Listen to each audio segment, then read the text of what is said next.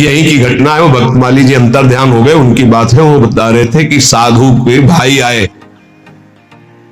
तो साधु को कहीं ना कहीं से अर्थ मिलता ही रहता, साधु सेवा भगवत सेवा। तो उन्होंने कहा अमुक कार्य है, 1 लाख रुपया दे दो। एक घटना है, कोई कथा नहीं। तो 1 लाख दे दिए। अब जब वो आते तो कहते हैं भाई दे यार 1 लाख रुपया, साधु सेवा वाला ले गए थे। अरे भाई दे देंगे, बड़ी समस्या गृहस्थी में रहती है। आप तो बाबा जी हो, आपको क्या पता गृहस्थी में। अब भाई है तो कह नहीं सकते हो, इतने में उनका शरीर पूरा हो गया। संत भगवान का जानते हो क्या बने थे? श्वान, कुत्ता, आश्रम के बाहर बैठे पिल्ले के रूप में। तो किसी महापुरुष को स्वप्न दिया कि मेरा उद्धार करवा दो, मेरे से गलती हो गई।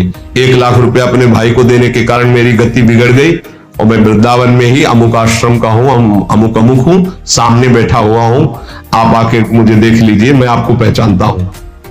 वो आ गए तो वो अष्टपुष्ट एक पिल्ला बैठा था, पुचकारा, गोद में उठाया, बोले महाराज आप चिंता मत करो, आपका कल्याण होगा। उसके भाई के पास गए और कहा होश में जैसे बने तैसे चुपचाप 1 लाख रुपया मैं ब्याज सहित दो, नहीं हम तुम्हारे पास शासन अपना जब लागू करेंगे तो आप परेशान हो जाओगे। तुम्हारे भाई की दुर्गति हो गई जो महात्मा थे। वहां से पैसा लाए, फिर आश्रम में भंडारा किया और फिर कुत्ता का कुछ दिनों में शरीर शांत हो गया, वो अपनी गति को प्राप्त हो। समझो, वैभव जहां बढ़े तो संसार के सेवा के लिए वैभव मिलता है। साधु सेवा, गौ सेवा, भगवत सेवा। और घर वाले, परिवार वाले के बिटिया का ब्याह है, हमारे सारे पैदा किया था क्या? मेहनत करो, मांगो, खाओ, जियो। अब हमारा तुम धर्म भ्रष्ट करने आए हो।